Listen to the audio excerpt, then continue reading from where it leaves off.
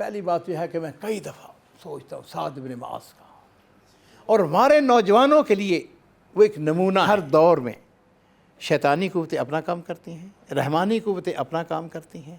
ہماری جو ذمہ داری ہے وہ یہ ہے ہم نے رحمان کے بندے بنے۔ ایک بات ضرور ہے، واللہ یحب المحسنین، اللہ تعالیٰ محسنین کو پسند کرتے ہیں، اور میں ہمیشہ اپنے احبہ کو، پیاروں کو کہتا ہوں محسن بنے۔ ایک دفعہ ایسے ہوا کہ ایک شخص نے اس کو کہا، اس نے کہا امیر تو مجھ کو اگر ایک گالی دے گا تو میں تم کو 10 گالیاں دوں گا۔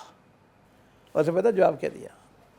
اس نے کہا بات سنو، تو مجھ کو 10 گالیاں دو، میں ایک کا جواب بھی نہیں دوں۔ تو رسول اللہ صلی اللہ علیہ وسلم، میرے ماں باپ قربان ہو، آپ دیکھیں نا، آپ کو پتہ ہے، آپ کی سیرت کا مطالعہ کریں، آپ نے اپنی ذات کے لیے کسی شخص سے بدلہ نہیں لیا۔ اس نے کہا بیٹے اس کو تو نہیں پتہ ہم کون ہیں، لیکن ہمیں تو پتہ ہے کہ وَقُولُوا لِلنَّاسِ حُسْنًا، کہ تم کون ہو؟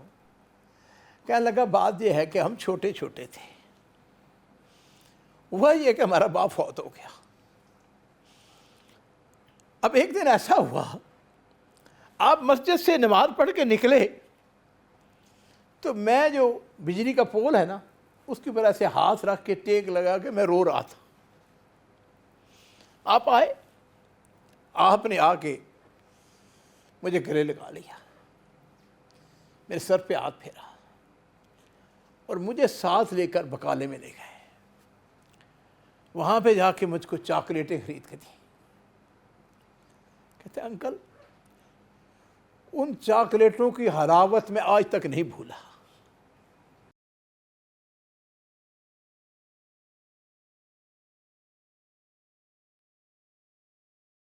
بسم اللہ الرحمن الرحیم۔ سب سے پہلے تو میں اپنے پیارے بھائیوں کو، یہ ہنستے مسکراتے چہرے جن کو میں سنہرے چہرے کہوں گا، میرے لیے سعادت اور یقیناً بڑی میری خوش قسمتی ہے کہ آپ کے ساتھ گفتگو اور ملاقات، اور یہ ہلکی پھلکی گفتگو ہم نے آپس میں ایک دوسرے سے سکھانا ہے جی۔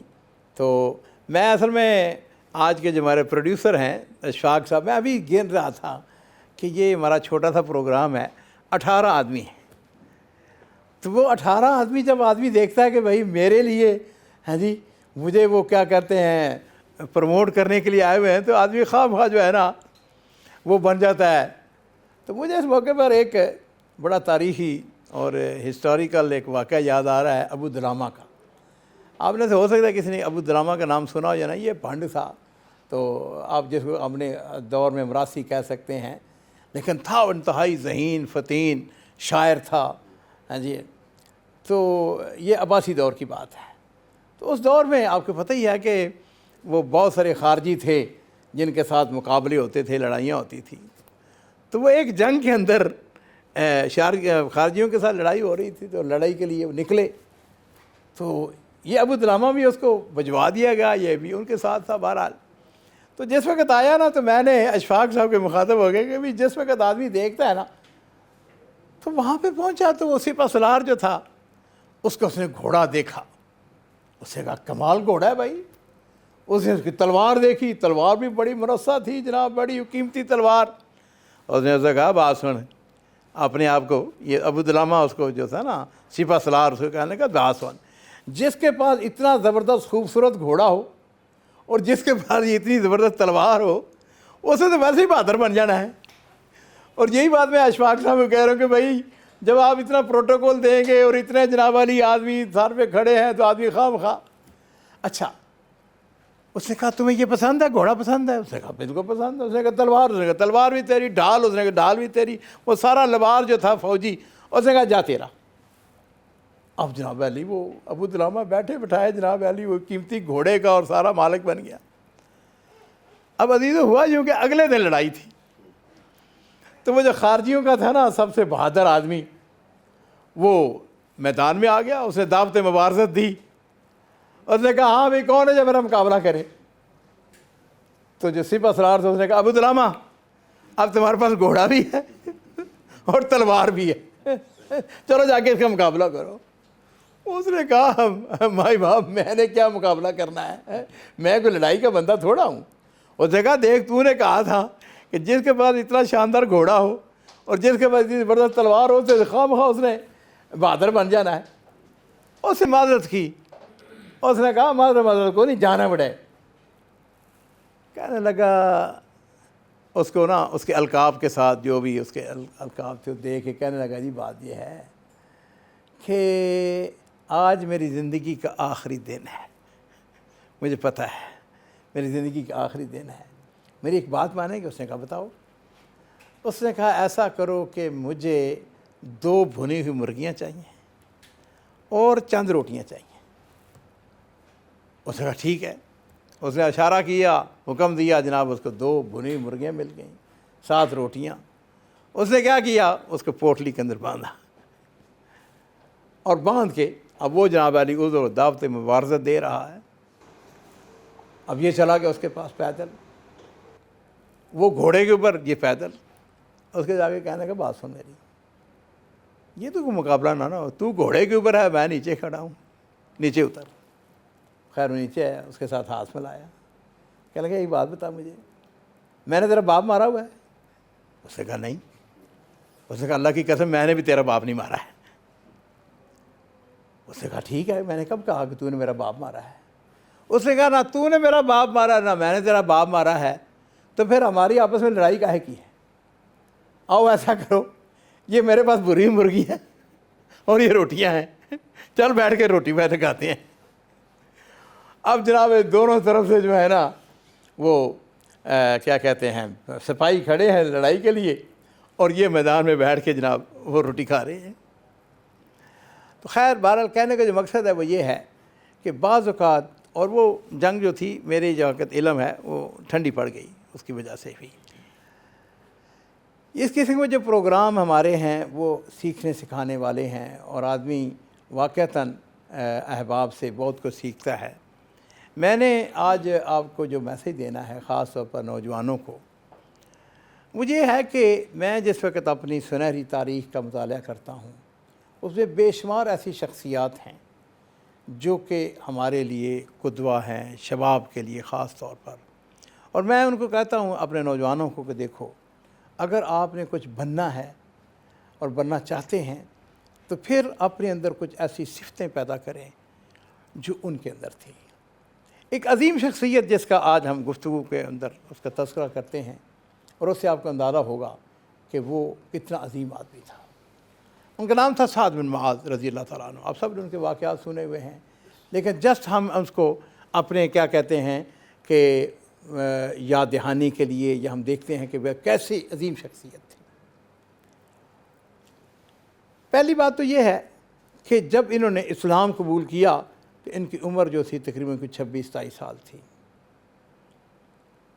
تو اپنی قوم کے اتنے زیادہ خیر خواہ اسلام قبول کرنے کے فوراً بعد اپنے قبیلے میں گئے، جا کے قبیلے والوں سے پوچھتے ہیں بھائی میں تمہارے درمیان کیسا ہوں؟ ان کا ہمارا بہترین آدمی ہے، سب سے عقل مند آدمی ہے، ہمارا سب سے بڑا خیر خواہ ہے۔ کہنے لگے کہ میرے اور تمہارے درمیان کلام گفتگو حرام ہے، جب تک تم میری بات نہیں مانو گے۔ بسم اللہ، بات مانیں گے؟ کیوں نہیں مانیں گے؟ اس نے کہا اچھا پھر جس دین کے اوپر میں ہوں اس دین کے اوپر تمہیں قبول کرنا ہوگا۔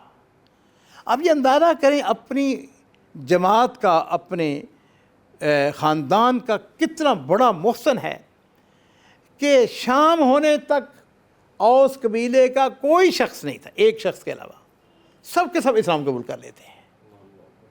ٹھیک ہے نا جی؟ اچھا اب دیکھیے جو اگلی بات، امیر آدمی تھا اور نبی علیہ الصلوۃ والسلام کی خدمت میں حاضر ہوتے ہیں۔ مکے کا ماحول سخت مسلمانوں کے خلاف ہے۔ اللہ کے رسول میں عمرہ کرنے کے لیے جانا چاہتا ہوں، اجازت؟ آپ لوگ جاؤ، لیکن اس کو حالات وہاں کے کیسے ہیں، احتیاط سے کام لینا، دیکھ کے، جس کو ہم اپنی زبان میں کہہ سکیں سوچ سمجھ کے۔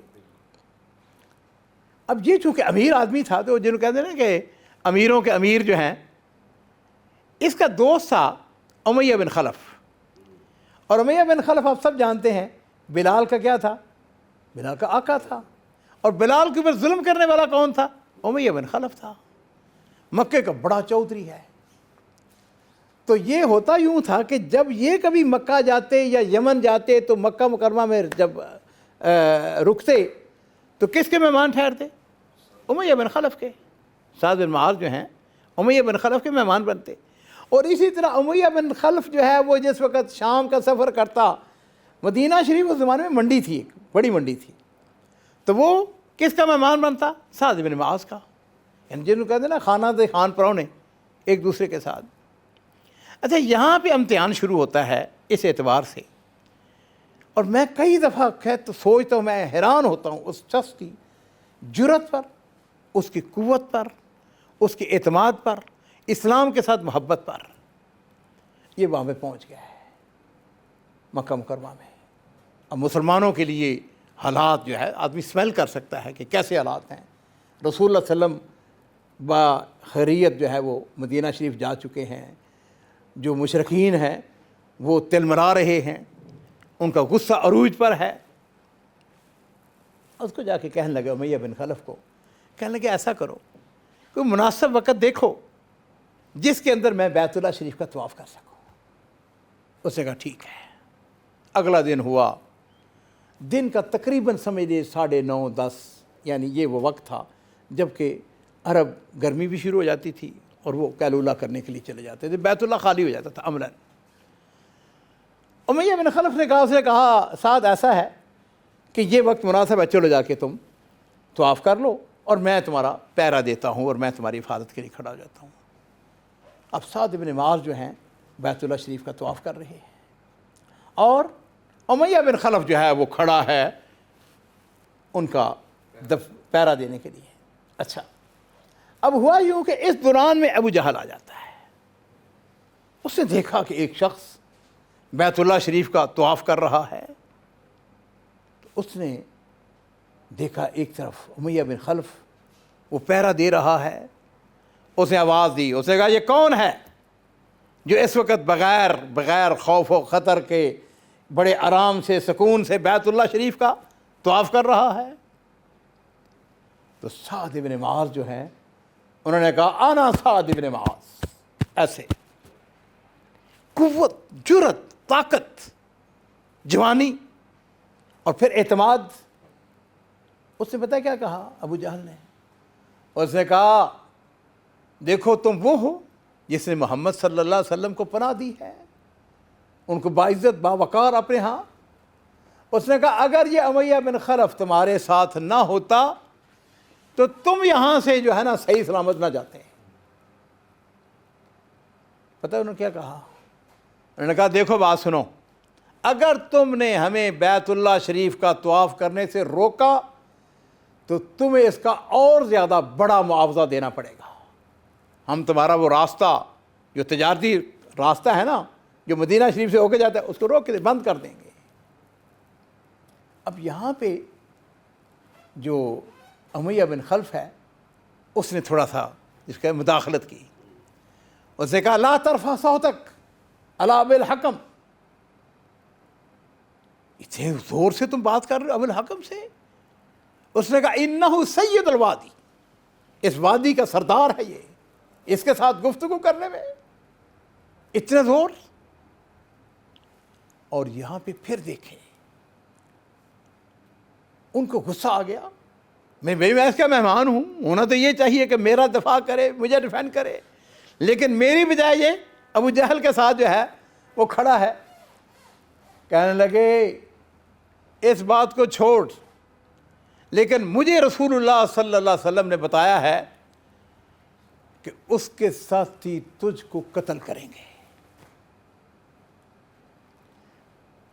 اس نے جیسے یہ بات سنی، تھا تو وہ کافر، لیکن اس کو اس بات کا یقین تھا کہ رسول اللہ صلی اللہ علیہ وسلم، ہم سب کے ماں باپ قربان ہوں، آپ کی زبان اقدس سے جو بات نکلتی وہ سچ نکلتی ہے. اس نے کہا کب، کیسے، کس جگہ، کون سے مقام پر مجھ کو قتل کریں گے؟ اس نے کہا مجھے نہیں پتا، اتنی بات ضرور ہے کہ رسول اللہ صلی اللہ علیہ وسلم نے فرمایا کہ ان کے ساتھی تجھ کو قتل کریں گے. اس نے اس بات کو، اس کے غبارے سے ہوا نکل گئی، بھاگا گھر میں، جا کے اپنی بیوی کو کہنے لگا تمہیں پتہ ہے کہ میرا یسربی دوست نے کیا مجھ کو بتایا؟ اس نے کہا کیا بتایا ہے؟ جیسے اپنے گھر میں جا کے اس نے کہا اس نے مجھ کو یہ اور یہ بات کہی ہے کہ مجھے محمد صلی اللہ علیہ وسلم کے ساتھی مجھ کو قتل کریں گے۔ اس نے کہا پھر تمہارا کیا ارادہ ہے؟ کہنے لگا میں مکہ سے کبھی باہر نہیں جاؤں گا، میں مکہ کے اندر میرے یہاں پہ نوکر چاکر غلام رشتہ دار عزیز اقارب وہ مجھے میرا دفاع کرنے والے ہیں، میرا اپنا ماحول ہے، میں مکہ سے کبھی باہر نہیں جاؤں گا تاکہ مجھ کو کوئی قتل نہ کر سکے۔ عزیز و سعد بن معاذ رضی اللہ تعالیٰ عنہ عمرہ کر کے طواف کر کے وہاں سے بخیریت واپس چلے گئے۔ اس واقعے کی تکمیل اس طرح ہے کہ پہلی بات یہ ہے کہ میں کئی دفعہ سوچتا ہوں سعد بن معاذ کا، اور ہمارے نوجوانوں کے لیے وہ ایک نمونہ ہے۔ انہوں نے اپنا کچھ چھپانے کی کوشش نہیں کی ہے، اکیلے آدمی تھے، مکہ مکرمہ کے اندر تھے، لیکن اسلام کی حقانیت، اسلام کو پورے اعتماد کے ساتھ آنا سعد بن معاذ، اور پھر اس کو جو ہے نا اس کو تابڑ توڑ اس کو جواب دیا ہے۔ ہمارے نوجوانوں کے لیے بھی ضروری ہے ہم حکمت کے مطابق گفتگو کریں، اپنے آپ کو تیار کریں کہ اگر آپ کو کبھی مواجہ مخالفین کے ساتھ، تو اس میں جو ہے نا ایک ہوتا ہے لم لیٹ ہو جانا، نو، اپنے آپ کو جو ہے وہ آپ اسلام کا، عقیدے کا، توحید کا، اس کا دفاع کریں۔ اور عزیزو ناظرین کی دلچسپی کے لیے ہوا یوں کہ 2 ہجری کے اندر غزوہ بدر ہوا۔ اب غزوہ بدر کے لیے جس وقت وہ لشکر تیار ہونا شروع ہوا تو سارے لوگ جناب علی بھگدڑ مچ گئی، سارے لوگ تیار ہو رہے ہیں، اور امیہ بن خلف وہ گھر میں بیٹھا ہوا ہے، چپ خاموش۔ اب اس کا دوست جو تھا ابو جہل اس کے پاس ہے، اس نے آ گیا ہاں بھائی چلو نکلو، اس نے کہا میں نے نہیں جانا۔ اس کو وہ پیشین گوئی جو رسول اللہ صلی اللہ علیہ وسلم نے کی تھی اس کو یاد آ گئی، اس نے کہا میں نے نہیں جانا۔ اس نے کہا تو نے کیوں نہیں جانا؟ تو مکے کے بڑے سرداروں میں سے ہے، ہمارا مورال بلند کرنے کے لیے۔ اس نے کہا نہیں میں نے نہیں جانا، بہانے اب یہ تو بتا نہیں سکتا تھا۔ اس نے کہا ایسا کرو چلو میرے ساتھ، میں نہیں جانا، انکار کر دیا۔ عقبہ بن ابی معیط، یہ خبیث ترین انسان جس نے رسول اللہ صلی اللہ علیہ وسلم کے گلے میں اپنے چادر ڈالی تھی، اس شخص نے ایک ترکیب سوچی، دونوں نے، ابو جہل نے اور عقبہ بن ابی معیط نے۔ وہ کیا کیا، بخور ہوتا ہے نا، بخور جیسے وہ نکلتا ہے، خوشبو نکلتی ہے، اس نے دیا، وہ اس نے سلگایا اس کو، اس میں دھواں نکل رہا ہے، خوشبو، اس کے پاس لے کے آ گیا اور دیکھا بات سن، یہ بخور لے اور عورتوں کی طرح اپنے گھر میں بخور جو ہے نا اس کو جلاؤ اور خوشبو لو اور عورتوں کی طرح بیٹھ جاؤ۔ اب جب اس نے نام لیا نا عورتوں کا اور کہا کہ بھئی عورتوں کی طرح بزدل ہو کے اپنے گھر میں بیٹھ جاؤ، اب اس کو غصہ آ گیا۔ اس نے کیا کیا، کھڑا ہو گیا، اس نے کہا میں جاؤں گا، لیکن دیر میں خطرہ پھر وہی۔ ابو جہل نے کہا دیکھو بات سنو، ایسا کرو کہ فوج کا مورال بلند کرنے کے لیے 1 منزل 2 منزلیں چلو پھر واپس آ جانا۔ اس نے کہا ٹھیک ہے۔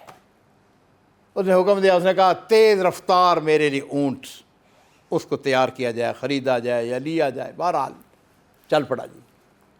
اب 1 منزل 2 منزل جس وقت پہنچے وہاں پر، اس نے کہا اچھا بھی میں واپس جاتا ہوں۔ اس نے کہا یار یہاں پر آگے تھوڑا سا اور آگے چلو۔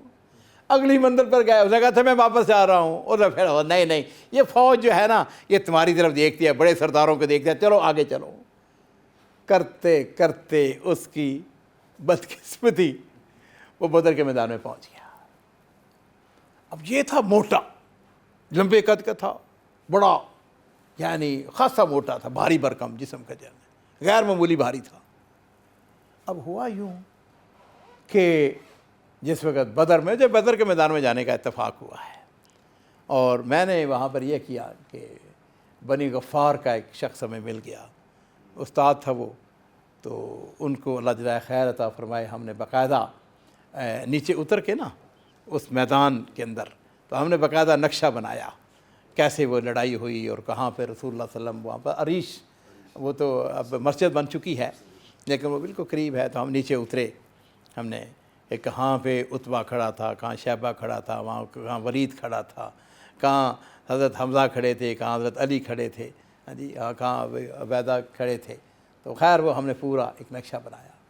یہ جنگ جو تھی نا عزیزو بدر والی, یہ تھوڑی سی پھیل گئی. جنگ جب ختم ہوئی نا تو 1.5-2 کلومیٹر تک جس دشمن بھاگا وہاں سے تو پتہ ہی نہیں چلا نا. اللہ تعالیٰ نے خیر. اب یہ جو تھا نا امیہ بن خلف, اس کے بیٹے کا نام تھا علی. اب دونوں بیٹا تھوڑا سا سائڈ پہ ہٹ کے یہ کھڑے ہیں اور وہ آپس میں گفتگو کر رہے ہیں. اور کہہ رہا ہے کہ ہمارے ساتھ ہوا کیا ہے, پتہ ہی نہیں چلا, شکست ہو گئی ہے, بھاگ گئے. اور اتنے میں حضرت عبد الرحمن بن عوف ان کی نظر پڑ گئی.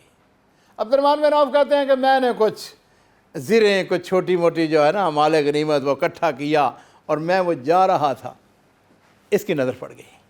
اس نے مجھ کو آواز دی کہ عبد الرحمن ایسا کرو کہ مجھ کو اپنا قیدی بنا لو تو میں تمہیں زبردست وہ دوں گا, کیا کہتے ہیں اس کو, اونٹ دوں گا تمہیں, بڑے اونٹ دوں گا میں, قیمتی اونٹ. وہ کہتا ہے میں نے زیر معاملے پھینکی اور میں نے ان باپ بیٹے کو جو ہے نا قیدی بنا لیا. اتنے میں حضرت بلال رضی اللہ عنہ کی نظر پڑ گئی. اس کے بعد حضرت بلال نے آواز دی, انہوں نے کہا یہ رہا کفر کا سرغنہ, یا یہ رہے گا یا میں رہوں گا. انہوں نے کہا یا انصار. انصار بھاگے ہوئے آئے. حضرت عبد الرحمن بن عوف کہتے ہیں میں نے بڑا کہا کہ بھائی ان کو, اس نے کہا نہیں یہ نہیں ہو سکتا. اور پھر اس کے ساتھ یہی ہوا جو اس کا انجام ہونا چاہیے تھا. اسلام کا سرغنہ, اس کا بیٹا جس وقت مرا ہے نا علی, کہتے ہیں اتنی اس نے چیخ ماری اس نے امیہ بن خلف نے کہ اس جیسی چیخ جو ہے وہ نہیں. تو بہرحال اللہ تعالیٰ نے اس سے انتقام لیا حضرت بلال رضی اللہ تعالیٰ عنہ کے اوپر. میرے ساتھ کئی دفعہ ایسا ہوا ہے عزیزو, آپ سے پہلے کہ میں آپ کی طرف جاؤں, کہ میں جب کبھی مکہ جاتا ہوں تو میں کئی دفعہ سوچتا ہوں عبد المالک ذرا اپنے آپ کو لٹا کے دیکھو اور ذرا تصور کرو کہ تمہارے سینے کے اوپر پتھر ہو.